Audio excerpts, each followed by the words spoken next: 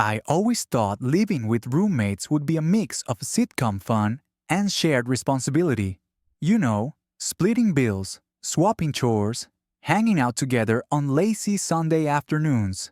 The kind of life they romanticize in TV shows where everyone's perpetually 20-something, broke but happy and constantly surrounded by pizza boxes. When I signed the lease for the apartment, I wasn't exactly expecting friends. But I was hoping for at least a tolerable arrangement. Rent in the city was brutal, and unless I wanted to live in a closet with a window that faced a brick wall, having roommates was the only way to survive without selling a kidney. That's how I ended up moving in with two guys I'd never met before, Jason and Dan. Jason was the kind of roommate you prayed for. He was organized without being obsessive, social without being loud, and respectful without being awkward. He labeled his stuff in the fridge, washed his dishes the same night he used them, and even bought toilet paper without being asked. Honestly, Jason was the dream. The one you didn't deserve but got lucky with anyway. And then there was Dan. Dan wasn't terrible at first. He was actually kind of charming when I met him. Tall, goofy smile. The type who made dad jokes even though none of us were dads. He worked irregular hours at some retail job, which meant he was in and out at odd times. But that wasn't an issue. What was an issue? And what I didn't notice right away was how casually he helped himself to, well, everything. At first, it was little things. I'd buy a 6-pack of soda, stash it in the fridge, and 2 days later, there'd be 4 left. I figured, okay, maybe I miscounted. Maybe I drank one late at night and forgot. No big deal. Then it was snacks. I'd leave a bag of chips in the pantry and find it mysteriously lighter the next day. Crumbs rattling in the bottom like some raccoon had broken in. Again, I shrugged it off. Snacks are communal sometimes, right? But there was a pattern. Whenever something went missing, Dan would be nearby, shrugging his shoulders with that same goofy grin. If I asked about it, he'd say things like, "Oh man, I thought that was mine," or "Dude, I was starving, my bad." And you know what? At first, I believed him. Mistakes happen. When you live with other people, sometimes food gets mixed up. Jason and I had a running joke about how similar our takeout boxes looked. But after the 5th, 6th, 10th mistake, it started to feel less as like an accident and more like a lifestyle. Still, I didn't want to be that roommate, the one who starts fights over leftover pizza or gets dramatic about condiments. So I tried the polite route. I wrote my name on boxes. I put sticky notes that said, "Do not eat." I even drew a little smiley face next to my name, thinking maybe a cheerful tone would soften the message. It didn't. Dan still ate whatever he wanted. There was this one time I bought a rotisserie chicken from the grocery store. You know, the cheap kind in the clear plastic dome that makes your whole car smell like herbs and grease. I had this whole plan. Chicken sandwiches for lunch, maybe some tacos later, then soup with the leftover bones. A week's worth of meals for under $10. Smart, efficient, budget-friendly. I put the chicken in the fridge, went to work, came back that evening, and opened the fridge door to find nothing but a greasy dome with bones picked clean, like vulture style. Dan was sitting on the couch, burping and holding the TV remote. "Sorry, man," he said, without even looking away from the screen. I was starving. I stood there, staring at the empty container, trying to figure out if he was joking. He wasn't. That was the first time I felt a spark of anger. Not a bonfire, just a flicker. But I still let it go. Told myself maybe he'd learn, maybe it was a phase. Spoiler, it wasn't. Weeks passed, and Dan's food freeloading became almost routine. Jason mostly avoided the problem. His strategy was to buy boring health food like kale, and plain yogurt, which Dan apparently didn't touch. But I wasn't so lucky. I liked takeout. I liked leftovers. And to Dan, that meant I was basically his personal meal service. It became this silent, ongoing battle of wills. I'd stash things in the back of the fridge behind a carton of eggs, only to find the box dragged to the front and empty. I'd order enough food for 2 nights, only to wake up to find it gone by morning. I started feeling paranoid, like I had to guard every meal. That's when I realized this wasn't just about food, it was about respect. But at the time, I didn't have the guts to confront him directly. Instead, I started collecting mental notes, every empty box, every sorry man, every time he left me hungry after a long day. I didn't know it yet, but I was building a case. And eventually, Dan would give me the perfect chance to use it. If part 1 of my roommate's saga was about discovering Dan's little habit, part 2 was about living in the thick of it. The season of vanishing meals, disappearing snacks, and my increasingly desperate attempts at defending my own food in my own fridge. At first, I really tried to convince myself I was imagining things. Like maybe I was paranoid. I'd buy a box of granola bars, stash them on the second shelf, and 2 days later there'd only be 3 left instead of 5. Okay, I'd think. Maybe I ate one and forgot. Maybe Jason grabbed one when he was running late for work. But Jason was the kind of guy who left post-it notes apologizing if he accidentally borrowed one of my paper towels. He wasn't a thief here. Then there was the milk. I'm a cereal for dinner kind of person. No shame in that. And one night I poured myself a bowl of Frosted Flakes, grabbed the carton and found it lighter than air. Bone dry. Someone had drained the last of it and put it right back, empty, like some cruel joke. And guess who was in the living room, watching Netflix, lips still shiny with what I swear was the milk from my carton? "Sorry, man," Dan said with that trademark shrug. "I was starving." It became his catchphrase. Didn't matter what went missing. A sandwich, half a pizza, a sleeve of Oreos. The explanation was always the same. I was starving. As if hunger magically entitled him to raid the fridge like a Viking plundering a coastal village. I started fighting back in small ways. I bought a bright red Sharpie and wrote my name on everything. Full name, block letters. "This is not Dan's," scrawled across takeout containers. I even tried hiding food in the vegetable crisper drawer, behind the kale Jason bought but never touched. Didn't matter. Dan had the nose of a bloodhound when it came to free food. There was this one incident I'll never forget. I'd been craving Chinese food all week, so I finally ordered enough to have leftovers for the next 2 nights. Sesame chicken, fried rice, dumplings, pure happiness in paper boxes. I ate 1 plate, carefully stacked the rest in the fridge, and went to bed with visions of dumplings dancing in my head. The next morning, gone. Every box, scraped clean.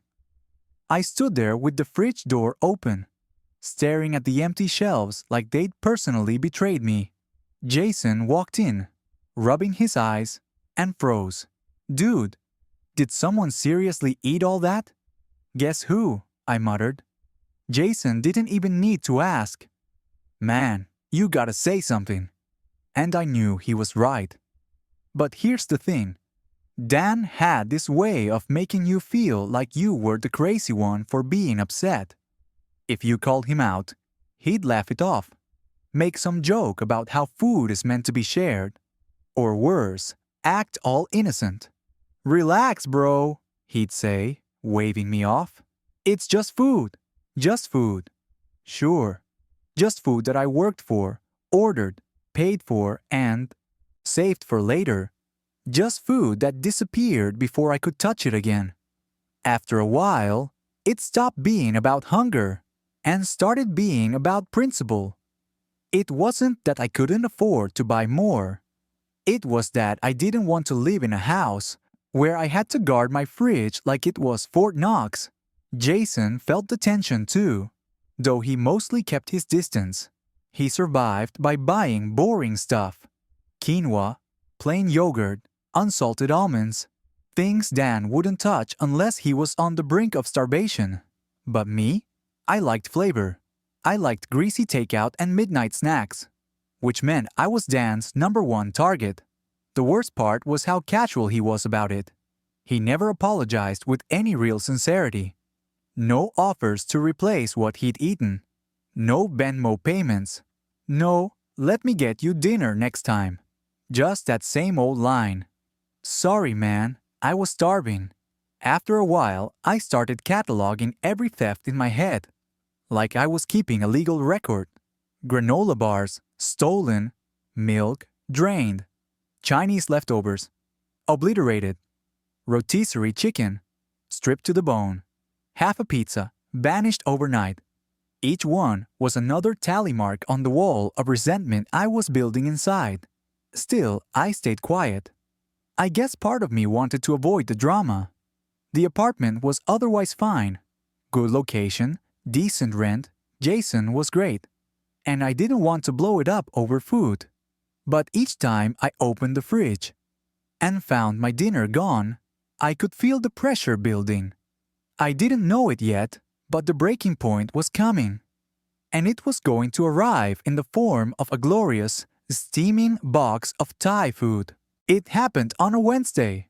You know those days where everything feels like it's stacked against you? That was my Wednesday. Work had chewed me up and spat me out. Endless meetings, deadlines crashing like waves, emails piling up faster than I could answer them. By the time I left the office, I felt like a hollowed-out version of myself, running purely on caffeine fumes and spite. And in that kind of mood, you crave comfort. Not kale, not quinoa, real comfort. For me, that meant Thai food. There's this little hole-in-the-wall spot near our apartment. The kind that doesn't even show up properly on Google Maps but always smells like heaven when you walk by. Their pad thai is greasy in all the right ways. Their spring rolls are crispy little miracles. And they give you enough portions to feed an army. I almost never splurged on takeout during the week. But that night I told myself, screw it, I deserve this. So I ordered the works. Pad thai, spring rolls, satay skewers, the whole spread. I even grabbed Thai iced tea, because if you're going to treat yourself, you might as well go all in. By the time I walked through the front door with that warm paper bag in my hands, I felt like I was carrying treasure. The smell filled the whole apartment. Even Jason poked his head out of his room and said, "Dude, that smells insane." "It's been a day," I told him, holding the bag like it was a newborn child. He laughed. "Enjoy it, man." And enjoy it I did. I set up my little feast, threw on some mindless TV and dug in. Every bite was bliss. Salty, tangy, sweet, spicy. The whole flavor orchestra playing just for me. By the time I finished half of it, I was comfortably full, happy, and maybe just a little smug about my decision to splurge. The best part? Leftovers. Future me was going to wake up tomorrow, open the fridge, and be greeted by a box of pad thai and crispy spring rolls. Lunchtime salvation. I packed everything neatly into containers, slid them into the fridge, and went to bed with a full stomach and a satisfied soul. And then came morning. I stumbled out of my room, hair a mess, eyes half closed, already dreaming of reheating that pad thai. Opened the fridge and nothing. The box was gone. The bag was gone. The only thing left was an empty container sitting on the counter. A fork stabbed into it like some cruel flag of conquest. I froze. My brain couldn't process it at first. Maybe Jason ate his own takeout and forgot to clean up. Maybe I hallucinated putting mine in the fridge? I mean, it couldn't be what I thought it was, right? But then Dan shuffled into the kitchen, yawning, scratching his head, and spotted me staring at the crime scene. "Oh yeah," he said casually, like he was telling me about the weather. "Sorry, man, I was starving." That was it. That was the line. The same stupid excuse I'd heard 100 times. I didn't even answer him. I just stood there, gripping the fridge door, feeling something snap inside me. It wasn't rage exactly. It was colder than rage, more surgical. In that moment, I knew two things for certain. Dan was never going to stop.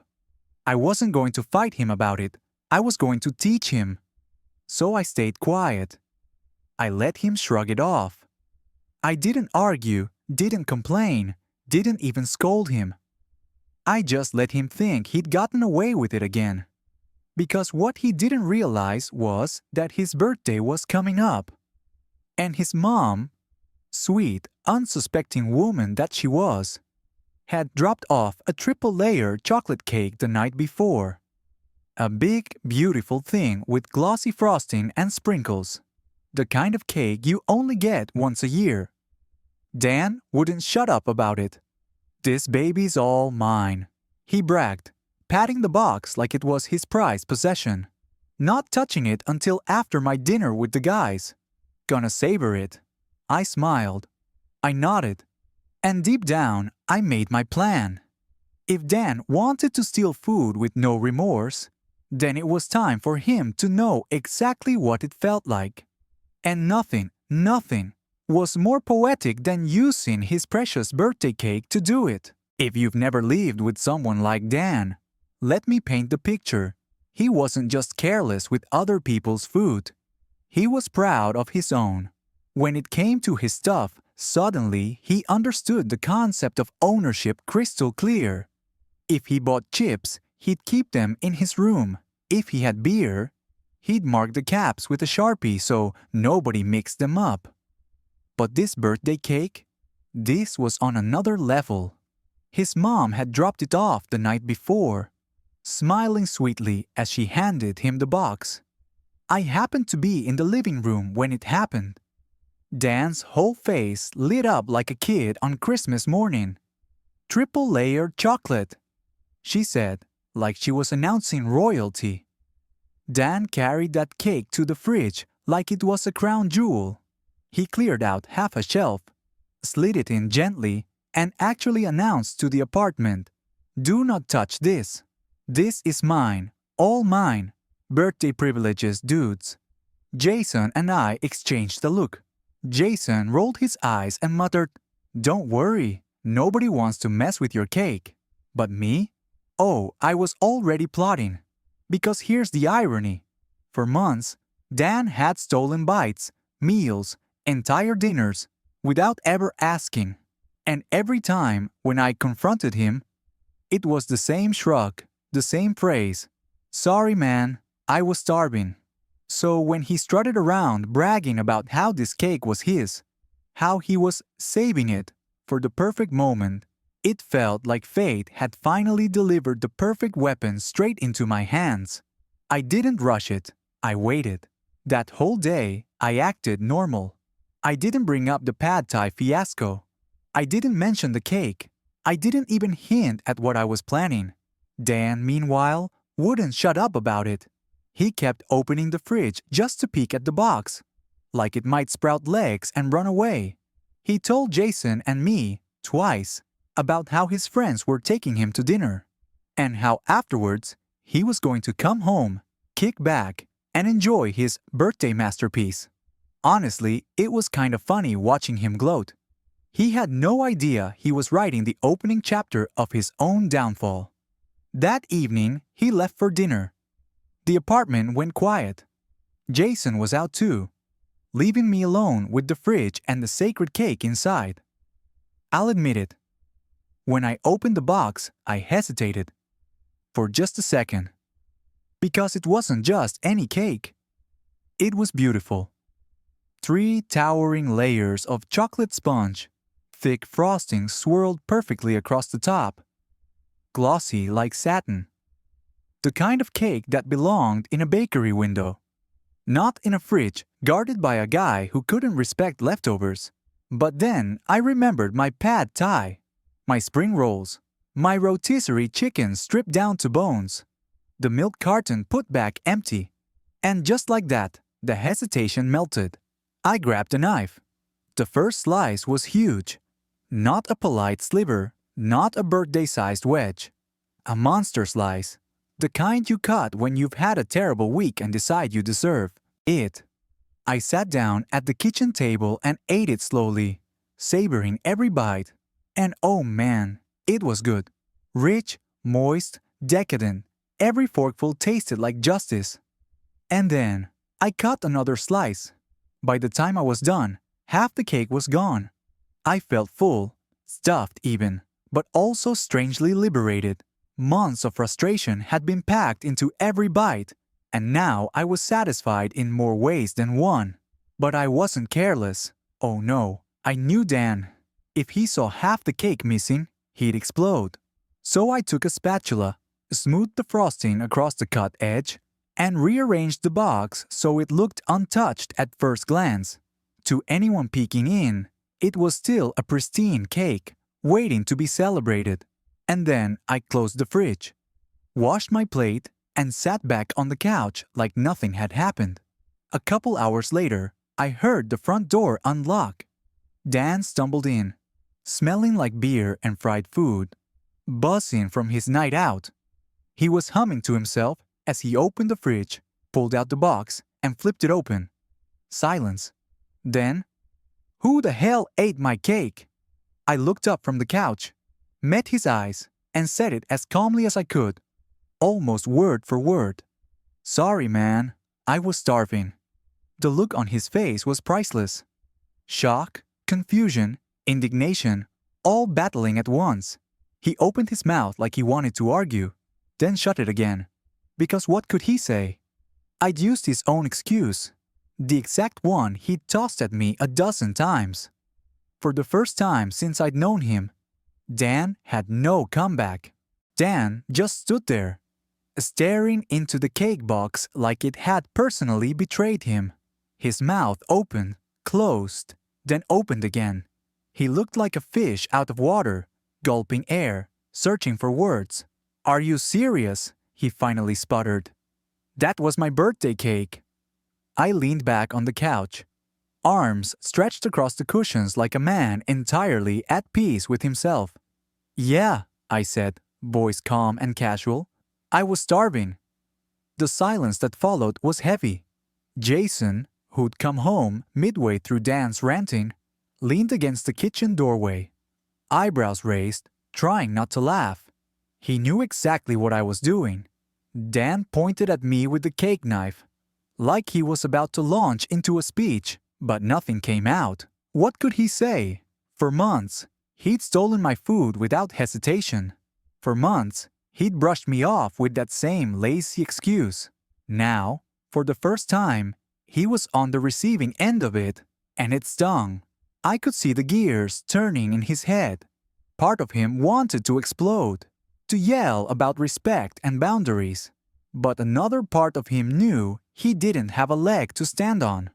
I hadn't done anything to him that he hadn't done to me 10 times over. He slammed the fridge shut, muttered something under his breath, and stormed off to his room. Jason let out a low whistle.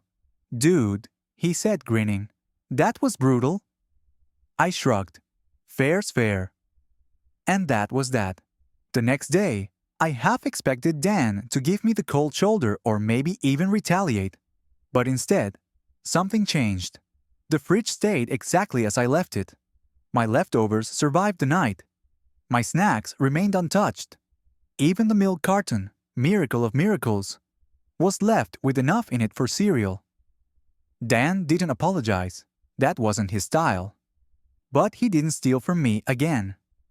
Not once. It was as if the cake incident had drawn a bright, unspoken line in the sand. He'd gotten a taste of his own medicine, and apparently it was bitter enough to cure him. The atmosphere in the apartment shifted after that. Jason and I joked about it sometimes. He'd call it the Great Cake Incident of 2020, like it was some legendary battle. Dan would roll his eyes and change the subject, but he never denied what happened. And whenever he opened the fridge, I swear he glanced at my food with a flicker of hesitation, like he was remembering the day half his birthday cake disappeared. For me, the satisfaction wasn't just in eating the cake, though let's be honest, it was amazing cake.